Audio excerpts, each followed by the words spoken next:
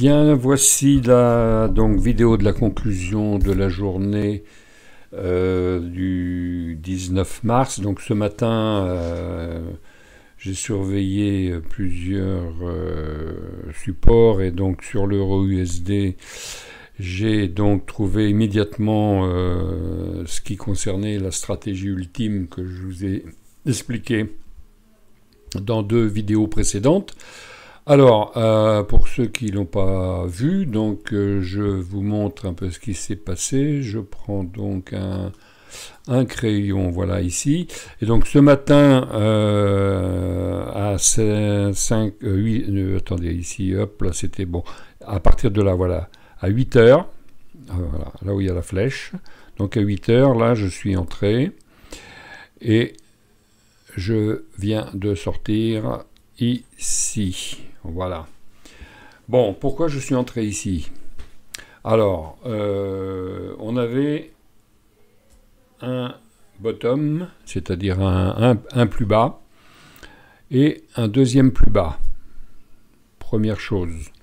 Ensuite, comme je l'expliquais dans ma stratégie ultime, là, ultime H1 que j'ai expliqué dans les vidéos précédentes, lorsque le TDI croise ici, signal d'achat, bon, alors il était 4 heures du matin, bien sûr, on n'est pas devant les écrans, et donc à 8 heures, j'ai vu cette bougie qui commençait, cette grande bougie verte, elle débutait, et le super trend, donc c'est cette ligne violette ici que vous voyez, quand elle est au-dessus des prix, c'est une tendance à la baisse. Et ce qui est intéressant, c'est d'arriver, c'est pas toujours, mais il y a un screener qui me le signale, quand on est au changement ici. C'est-à-dire quand on passe de violet à vert, ça indique un retournement de tendance. Donc évidemment, c'est toujours bon à trader. Et donc, on l'a fait. Alors, donc, le signal du TDI, la bougie verte, évidemment, et le changement de tendance, et la première le premier petit point du SAR qui a apparu ici aussi ce matin. Voilà. Donc, regardez la vidéo, vous verrez le démarrage, avec les explications pourquoi on est rentré ici.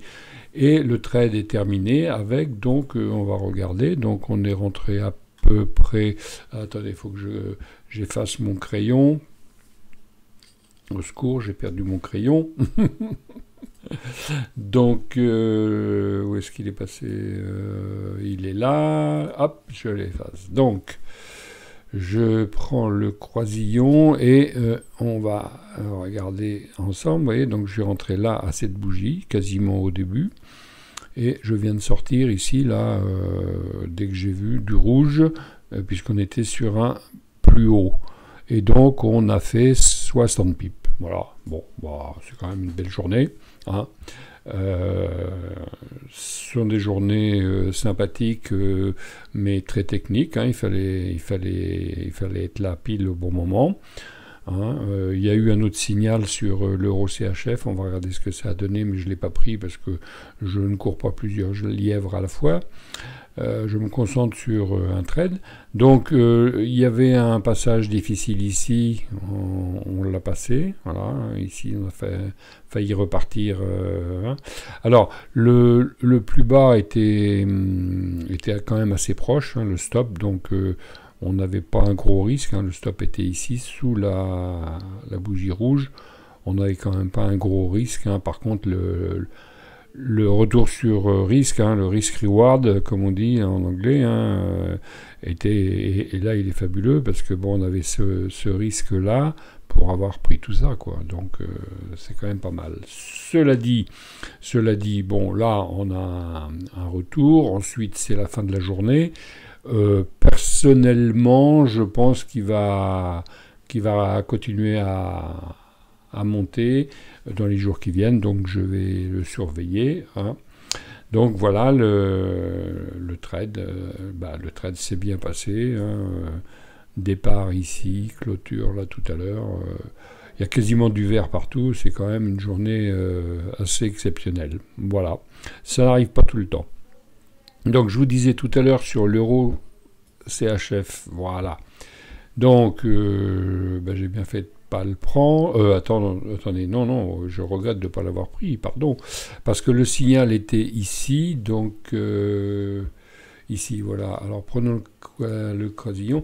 Donc j'ai un screener qui me détecte exactement le passage ici quand ça change de polarité, vous voyez. On est donc en baisse ici, puisque le super trend est en haut. Et là, on bascule à la hausse.